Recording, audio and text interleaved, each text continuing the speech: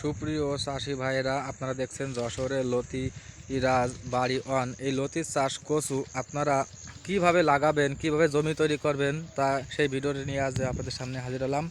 যেই দেখেন, এই জমিটা প্রথম আমরা 3 কেন চাষ দিয়েছি।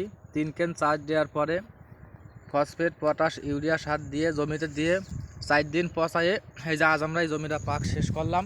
করার ফলে গতকাল এই জমি থেকে আমরা চারা উঠানো হবে।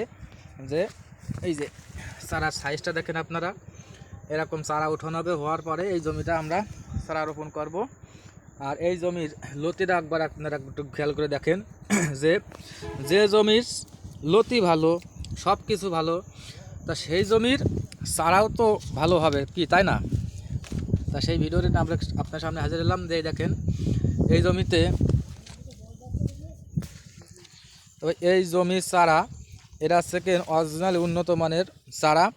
এই চারা আপনারা যদি সংগ্রহ করতে চান তাহলে আমাদের সাথে যোগাযোগ করুন।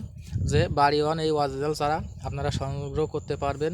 যেহেতু আপনারা জমির লতু দেখেন, আপনার সব কিছু দেখেন, দেখে শুনে আপনারা চারার অর্ডার করুন।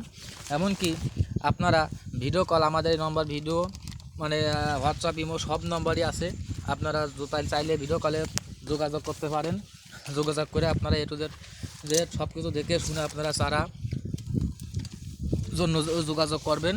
এই দেখেন একটা গাছে লতি দেখবেন, যে এই জমি থেকে আমরা 2 দিন পরে লতি উঠাবো। এই দেখেন লতি, একটা লতির চেহারা দেখবেন,